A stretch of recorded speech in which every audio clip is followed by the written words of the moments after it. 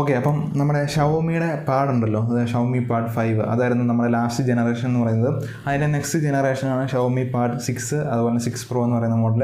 അപ്പം ഇത് നമുക്ക് ലോഞ്ച് ചെയ്യാൻ പോവുകയാണെന്നുള്ളതാണ് ഇപ്പോൾ പറയാൻ കഴിഞ്ഞിരിക്കുന്നത്. അപ്പം ഈ ഒരു രണ്ട് മോഡലിൻ്റെ, അതായത് 6ഉം 6 Proൻ്റെയും കംപ്ലീറ്റ് ആയിട്ടുള്ള ഒരു ഡീറ്റെയിൽസ് നമുക്ക് അറിയാൻ കഴിയുന്നുണ്ട്. അതായത് ഫുൾ സ്പെസിഫിക്കേഷനോ കാര്യങ്ങളോ നമുക്ക് അറിയാൻ കഴിയുന്നില്ല, എങ്കിൽ കൂടി നമുക്കിപ്പോൾ അറിയാൻ കഴിയുന്ന ഡീറ്റെയിൽസ് ഞാൻ നിങ്ങളോട് ഷെയർ ചെയ്യുകയാണ്. ഇനിയിപ്പോൾ അഥവാ അതിൻ്റെ ഫ്യൂച്ചറായിട്ടുള്ള അല്ലെങ്കിൽ കുറച്ചും കൂടി ഡീറ്റെയിൽസ് നമുക്ക് അറിയാൻ കഴിയുകയാണെങ്കിൽ തീർച്ചയായിട്ടും അതിൻ്റെ ഒരു വീഡിയോ കൂടെ ചെയ്യുന്നതായിരിക്കും. എന്തായാലും ഇപ്പം നമുക്കറിയാൻ കഴിഞ്ഞിരിക്കുന്ന ഡീറ്റെയിൽസാണ് ഈ ഒരു വീഡിയോയിൽ നിങ്ങളോട് ഷെയർ ചെയ്യാൻ പോകുന്നത്. അപ്പോൾ നമുക്ക് രണ്ട് വേരിയൻ്റാണ് ഉള്ളത്, അതായത് 6ഉം 6 Proയും. നമ്മുടെ കോൾക്കം സ്നാപ്ഡ്രാഗണിൻ്റെ ചിപ്സെറ്റ് തന്നെയാണ് ഈ രണ്ട് മോഡലുകളിലും വരാൻ പോകുന്നത്. അപ്പോൾ നമ്മുടെ 6ൽ വരാൻ പോകുന്ന ചിപ്സെറ്റ് എന്ന് പറയുന്നത് കോൾക്കം സ്നാപ്ഡ്രാഗൺ 870 എന്ന് പറയുന്ന ചിപ്സെറ്റാണ്.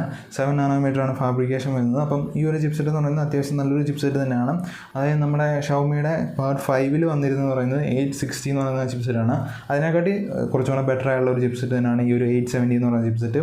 ഓക്കെ, അപ്പം നമുക്ക് ഈ ഒരു ചിപ്സെറ്റ് ആയിരിക്കും നമ്മുടെ 6ൽ വരാൻ പോകുന്നത്, അതായത് ഷവോമി പാഡ് 6ൽ വരാൻ പോകുന്നത് ഈ ഒരു ചിപ്സെറ്റ് ആയിരിക്കും എന്നുള്ളതാണ് ഈ പറയാൻ കഴിഞ്ഞിരിക്കുന്നത്.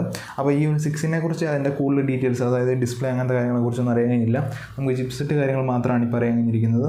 ഓക്കെ, അതുപോലെ അതിൻ്റെ മോഡൽ നമ്പർ കാര്യങ്ങൾ അതൊന്നും നിങ്ങളിപ്പോൾ അറിഞ്ഞില്ലെങ്കിലും കുഴപ്പമില്ല. അപ്പം അങ്ങനത്തെ കുറച്ച് കാര്യങ്ങൾ മാത്രമാണ് 6നെ കുറിച്ച് നമുക്ക് അറിയാൻ കഴിഞ്ഞിരിക്കുന്നത്. അപ്പോൾ നമ്മുടെ ഷവോമി പാഡ് 6 Proയിൽ വരാൻ പോകുന്ന ചിപ്സെറ്റ് എന്ന് പറയുന്നത് കോൾക്കം സ്നാപ്ഡ്രാഗൺ 8 Gen 1 എന്ന് പറയുന്ന ചിപ്സെറ്റാണ്. നല്ല പവർഫുൾ ആയിട്ടുള്ള ഒരു ചിപ്സെറ്റ് തന്നെയാണ്. പെർഫോമൻസ് ആയിട്ടാണെങ്കിലും ഗെയിമിംഗ് ലെവലായുള്ള നോക്കുകയാണെങ്കിൽ കൂടി നല്ലൊരു പവർഫുള്ളായ ചിപ്സെറ്റ് തന്നെയാണ് വരാൻ പോകുന്നത്. അല്ലെങ്കിൽ ഈ ഒരു മോഡലിൽ വരുന്നതെങ്കിൽ, ഈ ഒരു ചിപ്സെറ്റാണ് വരുന്നതെങ്കിൽ പവർഫുള്ളായുള്ള ഒരു ടാബ്ലറ്റ് തന്നെ അല്ലെങ്കിൽ പാഡ് തന്നെയായിരിക്കും ഈ ഒരു മോഡൽ എന്ന് പറയുന്നത്. ഈ ഒരു ചിപ്സെറ്റ് തന്നെയാണ് നമ്മുടെ ഈ ഒരു 6 Proയിൽ വരുന്നതെങ്കിൽ സാംസങ് ഗാലക്സീൻ്റെ ടാബ് 8 ആയിട്ട് പിടിച്ചു വയ്ക്കാൻ പറ്റുന്ന ഒരു മോഡൽ തന്നെയായിരിക്കും ഷവോമിയുടെ ഈ ഒരു 6 Pro എന്ന് പറയുന്ന മോഡൽ, ഈ ഒരു ചിപ്സെറ്റ് ആണെങ്കിൽ മാത്രം. ഓക്കെ, ഇനിയിപ്പം ഈ ഒരു ചിപ്സെറ്റ് അല്ല സ്നാപ്ഡ്രാഗണിൻ്റെ Gen 2 ആണ് ഇറങ്ങാൻ പോകുന്നതെങ്കിൽ, അല്ലെങ്കിൽ ഈ ഒരു മോഡലിൽ കൊണ്ടുവരാൻ പോകുന്നതെങ്കിൽ കുറച്ചുകൂടെ ബീറ്റബിൾ ആയിട്ടുള്ള ഒരു മോഡൽ തന്നെയായിരിക്കും ഈ ഒരു 6 Pro എന്ന് പറയുന്നത്. അതുപോലെ നമുക്കിതിനകത്ത് 4 സ്റ്റീരിയോ സ്പീക്കർ ആയിരിക്കും വരാൻ പോകുന്നതെന്നാണ് അറിഞ്ഞിരിക്കുന്നത്.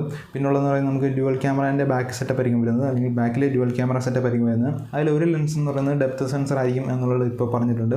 അതുപോലെ നമ്മുടെ സെൽഫി ക്യാമറയെ കുറിച്ച് അങ്ങനത്തെ ഡീറ്റെയിൽസൊന്നും നമുക്ക് അറിയാൻ കഴിഞ്ഞില്ല. അതുപോലെ ഫാസ്റ്റ് ചാർജിങ് കാര്യങ്ങളൊന്നും അറിയാൻ കഴിഞ്ഞില്ല. പിന്നെ റാം വേരിയൻറ്റ് കാര്യങ്ങൾ, സ്റ്റോറേജ് വേരിയൻറ്റ് കാര്യങ്ങളൊന്നും അറിയാൻ കഴിഞ്ഞില്ല. അപ്പം ഈ ഒരു ചിപ്സെറ്റ് കാര്യങ്ങളൊക്കെ ആയിരിക്കും നമ്മുടെ ഈ ഒരു മോഡലിൽ വരാൻ പോകുന്നത് എന്നുള്ളതാണ് ഇപ്പോൾ ഉറപ്പിച്ച് പറയുന്നത്. ഇനി എന്തെങ്കിലും മാറ്റം ഉണ്ടാവുമോ എന്നുള്ളത് നമുക്കിപ്പോൾ അറിയില്ല. അപ്പം ഈ ഒരു മോഡലും കാര്യങ്ങളും ഫസ്റ്റ് ലോഞ്ച് ചെയ്യുന്നത് ചൈനയിലായിരിക്കും. അപ്പോൾ അതിൻ്റെ ലോഞ്ച് ഇവൻ്റ് കാര്യങ്ങളോ അല്ലെങ്കിൽ അതിൻ്റെ ഡേറ്റോ കാര്യങ്ങളൊന്നും നമുക്കിപ്പം അറിയാൻ കഴിഞ്ഞില്ല. എന്തായാലും ഇത്തരം കാര്യങ്ങളാണ് നമുക്ക് പറയാൻ കഴിഞ്ഞിരിക്കുന്നത്. ഇനിയിപ്പോൾ ഇതിൻ്റെ ഫ്യൂച്ചറായിട്ടുള്ള എന്തെങ്കിലും ഡീറ്റെയിൽസ് കാര്യങ്ങൾ അല്ലെങ്കിൽ ഇതിൻ്റെ കംപ്ലീറ്റ് ഡീറ്റെയിൽസ് കാര്യങ്ങൾ അറിയുകയാണെങ്കിൽ ഇതിൻ്റെ ഫോളോ അപ്പ് ആയിട്ടുള്ള ഒരു വീഡിയോ കാര്യങ്ങൾ ചെയ്യുന്നതായിരിക്കും. അപ്പോൾ ഇതാണ് നമ്മുടെ വീഡിയോ എന്ന് പറയുന്നത്. അപ്പം നിങ്ങൾക്ക് ഈ ഒരു വീഡിയോ യൂസ്ഫുൾ ആണെങ്കിൽ തീർച്ചയായിട്ടും എൻ്റെ ചാനൽ സബ്സ്ക്രൈബ് ചെയ്താവുന്നുള്ളൂ.